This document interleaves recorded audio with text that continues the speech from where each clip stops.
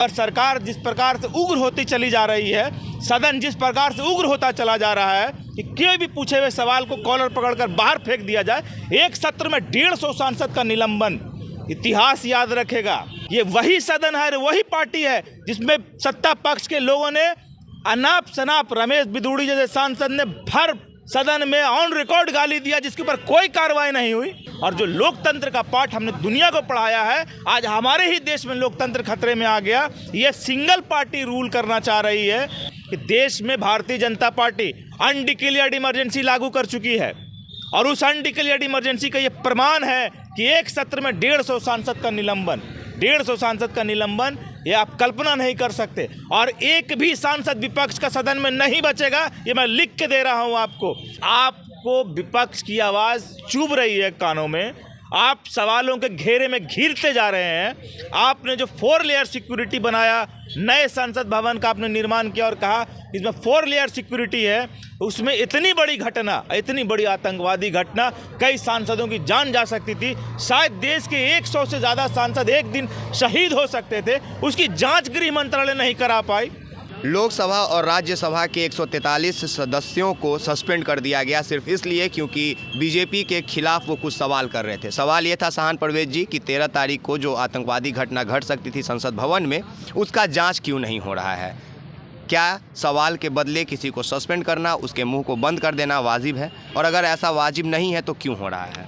देखिए, सबसे पहली बात कि अनडिक्लेयर्ड इमरजेंसी आप इसको बोल लीजिए, ये अनडिक्लेयर्ड इमरजेंसी है। सदन बना ही है इसलिए, सरकार आज शायद सदन की परंपरा भूल गई या सदन का मतलब भूल गया, सदन का महत्व भूल गया। सदन बना ही है इसलिए कि सदन की सुंदरता और सदन की परंपरा हमारी रही है। हमने दुनिया को लोकतंत्र का पाठ पढ़ाया है और हमने एक सदन की परंपरा स्थापित की है जिसमें लोग पक्ष और विपक्ष दोनों को तर्क पे बहस होता है। अगर आप तर्क से बचना चाहते हैं, आप तर्क से अगर डर रहे हैं या आपकी विपक्ष की आवाज़ आपके कानों को चुभ रही है, आप निष्कासित और निलंबित करके आप सवाल से नहीं बच सकते। सवाल आपके ऊपर होगा।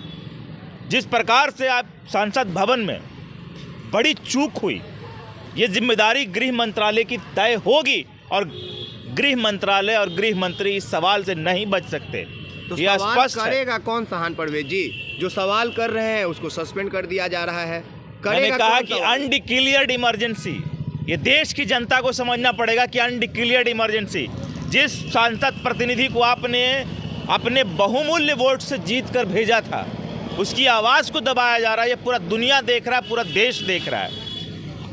हमने और हमारे लोग ने और भारत के लोग ने, भारत की जनता ने एक एक सांसद को बहुमूल्य वोट देकर, उनसे उम्मीद कर उनको सांसद में भेजने का काम किया। विपक्ष कमजोर नहीं होते जा रहा है हमारे देश में। कहा जाता है कि देश की सत्ताधार पार्टी, देश की सत्ताधार पार्टी सांसद, 150 सांसद कि किसी कारण से, बिना कारण से निकाला जा रहा है या कोई गलत काम मर्यादा की वजह से निकाला जा रहा है, ये कभी भी संभव नहीं है। इस देश के अंदर पहले ऐसा कभी नहीं हुआ है कि 150 सांसद का निलंबन एक सत्र में हुआ हो। एक सत्र में 150 सांसद का निलंबन, और सांसद के निलंबन का परंपरा ये आज से नहीं, ये इधर लगातार 1-1.5 सालों में लगातार तीव्र होते चला जा रहा है। और हालात ये हो गया कि 150 सांसद एक सत्र में निलंबन हो गए। इसका मतलब ये है कि आपको विपक्ष की आवाज़ चुभ रही है कानों में, आप सवालों के घेरे में घिरते जा रहे हैं। आपने जो 4 लेयर सिक्योरिटी बनाया,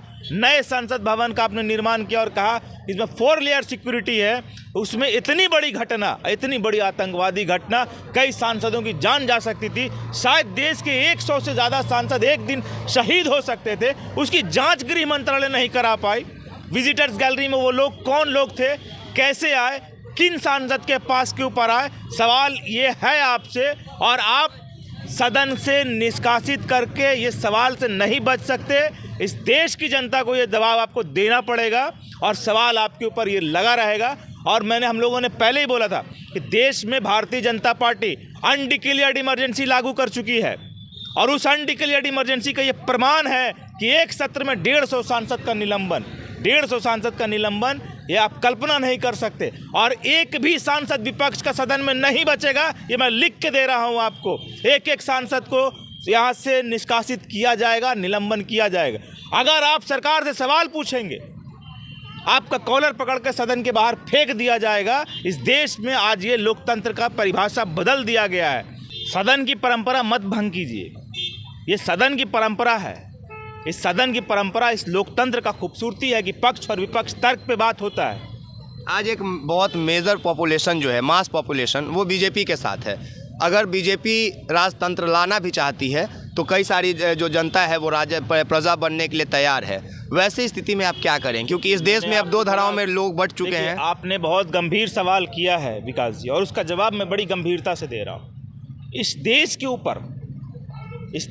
ऊपर जब ईस्ट इंडिया कंपनी ने कब्जा करना शुरू किया तो वो एक दिन में नहीं हारा था।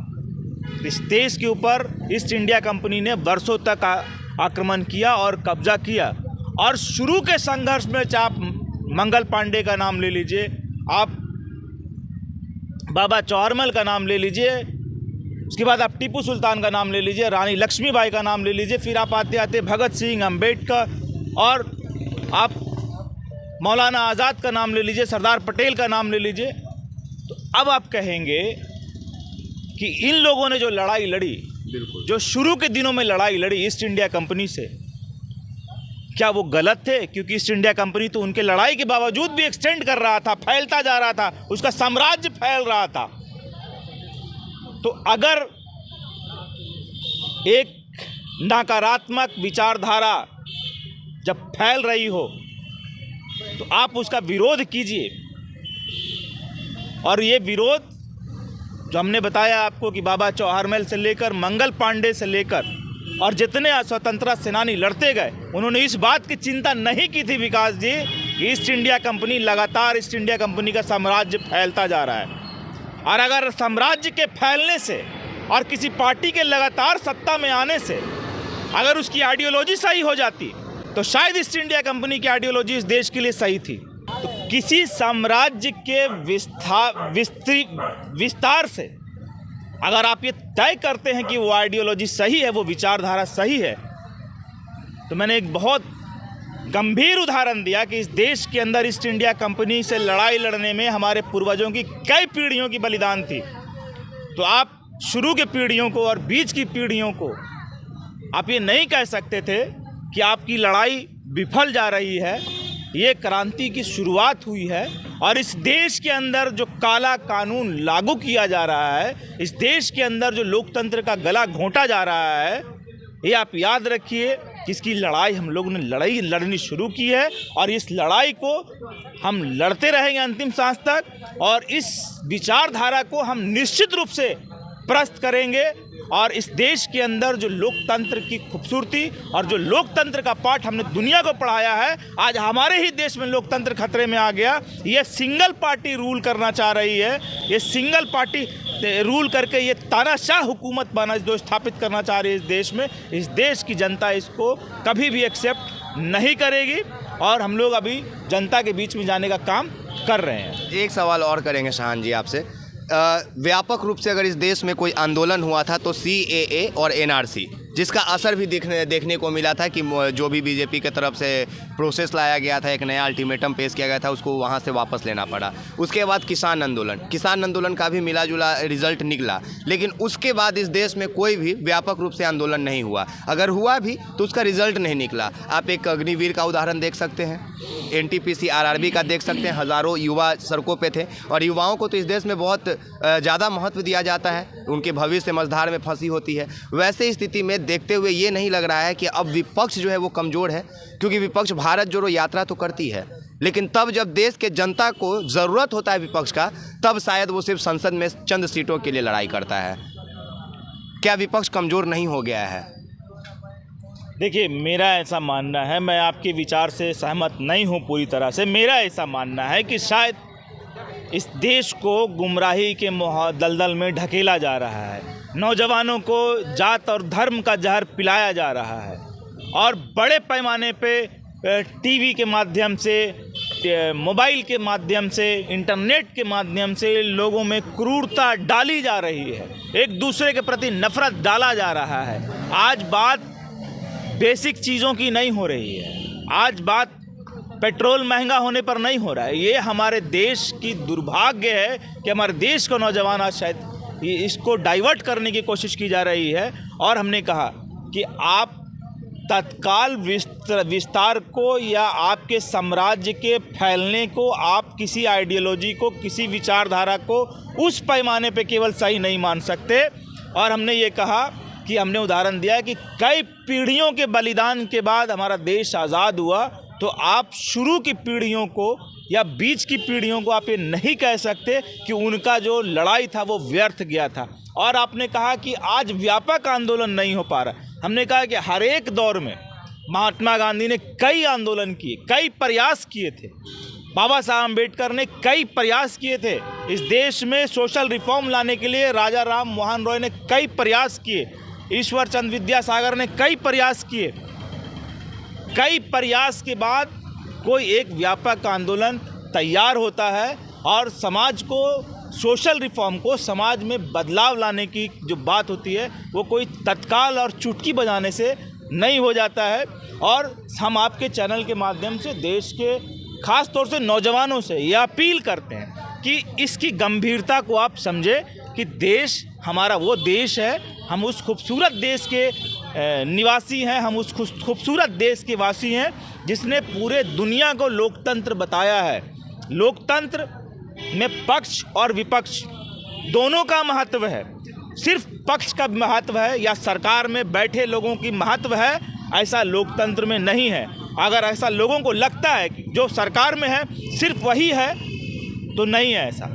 सरकार बनी और सरकार के साथ साथ विपक्ष की बड़ी भूमिका होती है लोकतंत्र में। और अगर लोकतंत्र में विपक्ष की भूमिका को ख़त्म किया जा रहा है और विपक्ष की आवाज़ को ख़त्म किया जा रहा है, इसका मतलब स्पष्ट है कि सरकार के पास तर्क नहीं है, सरकार के पास जवाब नहीं है, सरकार कहीं ना कहीं बैकफुट पे आ चुकी है।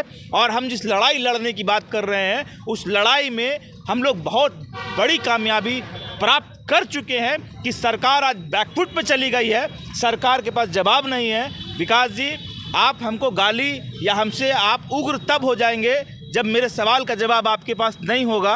अगर आपके पास सवाल का जवाब होगा तो आप हमको चुप करा सकते हैं अपने तर्क से, मगर सरकार जिस प्रकार से उग्र होती चली जा रही है, सदन जिस प्रकार से उग्र होता चला जा रहा है कि कोई भी पूछे हुए सवाल को कॉलर पकड़कर बाहर फेंक दिया जाए।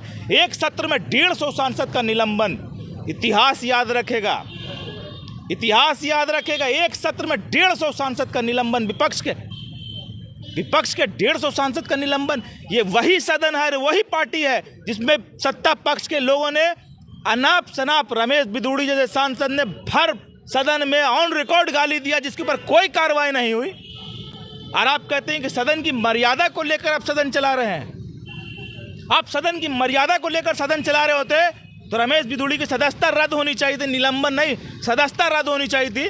जबकि उनकी पार्टी ने उनको रिवॉर्ड देकर उनको प्रमोट किया। तो इंटेंशन समझ में आता है, मानसिकता समझ में आती है कि आप किस मानसिकता से सरकार चला रहे हैं।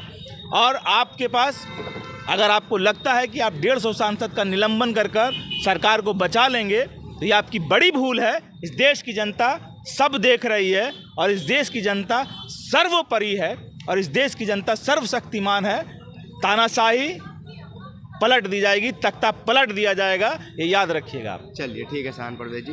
देखिए, तख्ता पलटा जाएगा कि नहीं ये तो नहीं कह सकते हैं, और ना मेरा यहाँ पे ये मतलब था कि हम ये सवाल करें कि नए संसद भवन जो 1200 करोड़ से बना था, जिसमें 4 सिक्योरिटी लेयर थे, उसको कोलैप्स करके कोई वहाँ तक कैसे पहुँच गया। नहीं, मेरा ये सवाल नहीं था। ना मेरा सवाल ये था कि बेरोज़गारी और महंगाई क्यों है। सवाल यहाँ पर ये था कि आखिर आपके लिए और मेरे लिए सरकार तक सवाल को लेकर जाएगा कौन। क्योंकि अगर सदन में अगर सांसदों का मौजूदगी ही नहीं होगा, उनको सस्पेंड कर दिया जाएगा, तो आपके और हमारे समस्या को सरकार तक कौन पहुंचाएगा। और अगर ऐसा नहीं होगा, अगर इस प्रोसेस को बंद कर दिया जाएगा, तो सीधा शाहन परवेज जी जो बोले कि अनडिक्लेयर्ड इमरजेंसी है, वही है। यानी कि एक तरफ आप राजतंत्र की ओर बढ़ रहे हैं, लोकतांत्रिक देश से बाहर निकल के। बाकी आप एक्सपोज मीडिया देख रहे हैं, मेरा नाम विकास राज है। आप लोग बड़ी सुकून से घर में बैठ के एक दफ़ा ये सोच लीजिएगा कि कल के डेट में अगर सदन में विपक्ष होगा ही नहीं, सिर्फ एक ही पक्ष होगा, तो आपका क्या होगा। धन्यवाद।